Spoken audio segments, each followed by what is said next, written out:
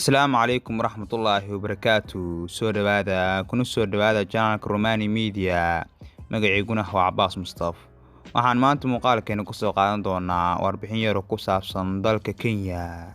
Intaanan muqalka u gudagelin, like share video-gan wuxuu naga saacidi karaa YouTube-keena dad badan gaarsiiyo.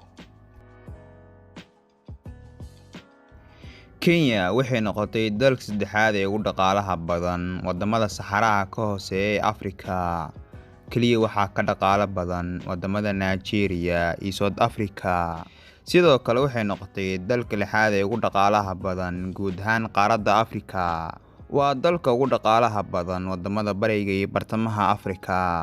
Maanta waa awood dhaqaale oo hogaamisa Geeska Afrika oo ay ku nool yihiin in ku dhow 300 milyan oo qof.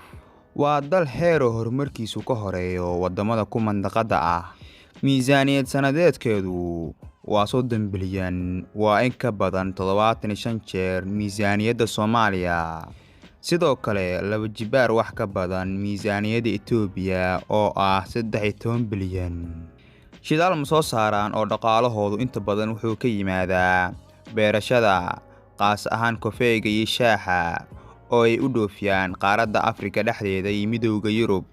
Sidoo kale dalxiiska ay dhaqaale badan ka helaan oo ilaa 120 wax ka badan oo beeraha xayawaanka ah ayaa dhaca. Nairobi waa magaalo 5 milyan dad ku dhow hooy u ah, xarun ganacsi oo ay ku yaalaan in ka badan 100 shirkadood oo caalami ah iyo xarumo badan oo hay'adood ah.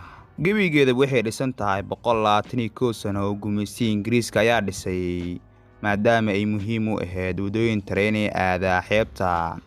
Xilliga Mombasa ayaa ahayd caasimadda gumeystihii Ingiriiska ee Bariga Afrika.